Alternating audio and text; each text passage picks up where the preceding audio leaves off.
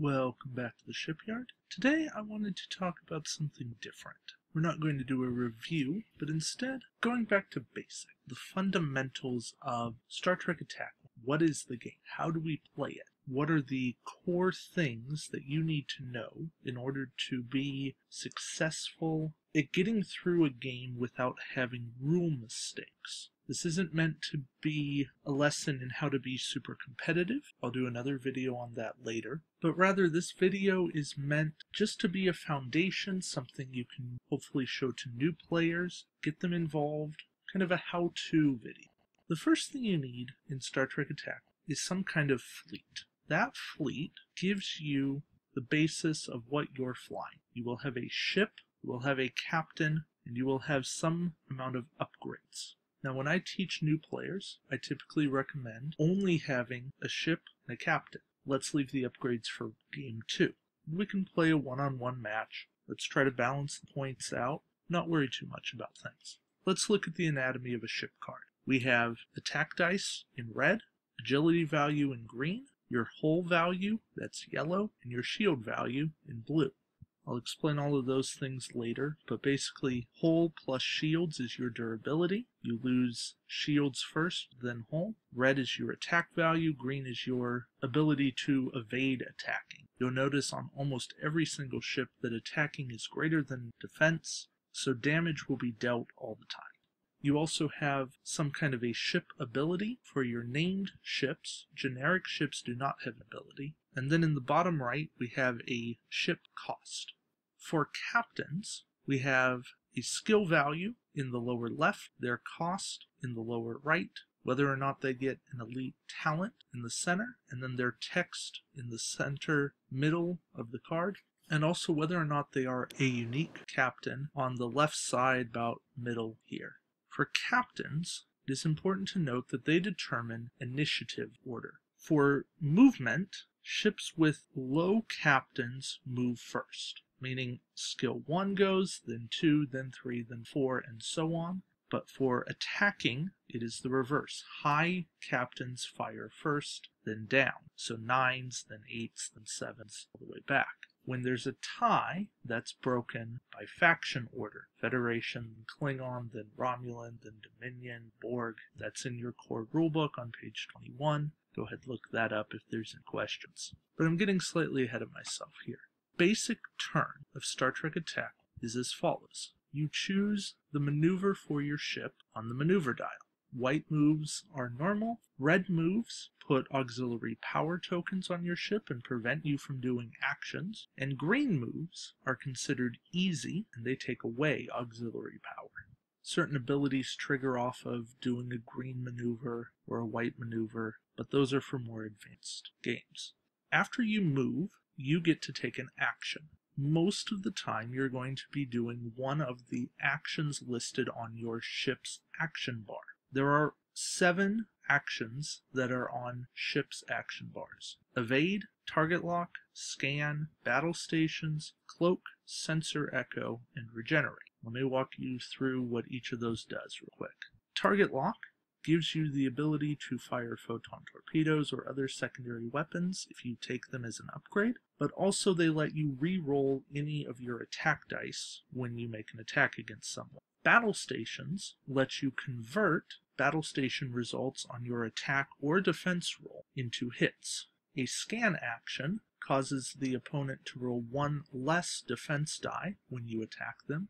Evade gives you a guaranteed cancellation of your opponent's hit. That's just 1 attack die negated, but it can keep you alive.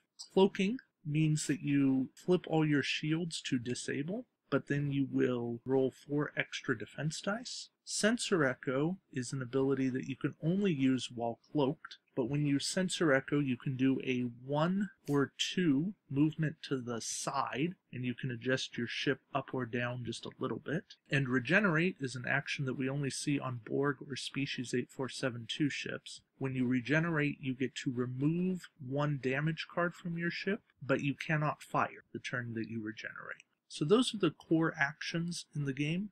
There are, of course, other actions that exist through upgrades, but those are things that we'll deal with in the various reviews that we cover. My personal favorite action is battle stations. I think it is very useful. Scan can be a good enabler, a combo with a lot of upgrade cards. Target lock certainly isn't a bad one. Evade can be helpful at the right time. Cloaking is fun with the right kind of ship. So everything has its place. It's all a matter of using it, knowing how to use the different actions. So try them out, figure out what works for you, and keep it going. So after every ship has moved and taken its action, then we go to the attack phase. Starting with the captain with the highest skill value, they get to perform one attack against an enemy in their forward firing arc. When they do so, they declare who they're attacking, measure range to see if that enemy is at range 1, in which case they get an extra attack die, or range 3, in which case the defender gets an extra defense die. And then the attacker rolls their attack dice. Then the defender can do anything they have to modify the attack dice, that'll be on upgrades. Then the attacker modifies their dice, like battle stations or target lock. After the attack dice are set, then the defender rolls their defense dice, taking into account scan tokens and things of that nature. They roll their dice, the attacker does anything to modify the dice, then the defender does anything to modify their dice, say with the battle stations token or some other kind of upgrade.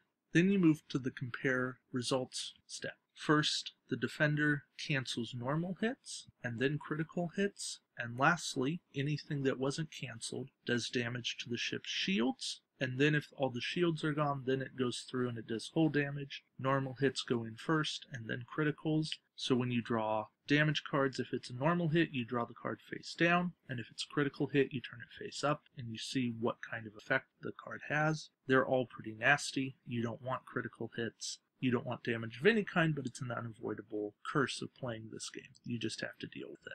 Last thing you do is check to see if all the ships are destroyed on one side. If they're not, you remove all the tokens except target locks from beside ships. You also leave auxiliary power there. And then you go back to maneuver dials and you do it all over again. You keep playing until somebody's won, or in a tournament setting, an hour. For friendly games, you might want to set a time limit or a turn limit, just so that your first game doesn't take forever, because you can spend a lot of time dancing around a planet, or something of that nature.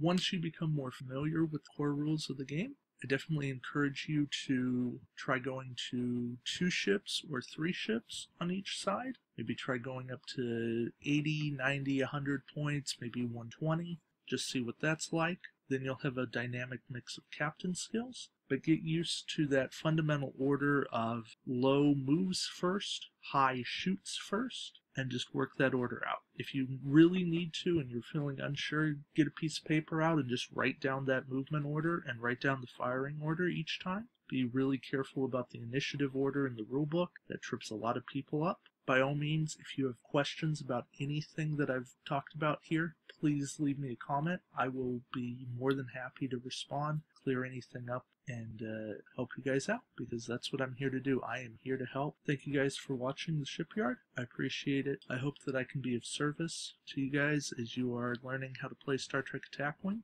Keep watching the videos, like, subscribe, share. We'll see you around. Thank you guys. Take care.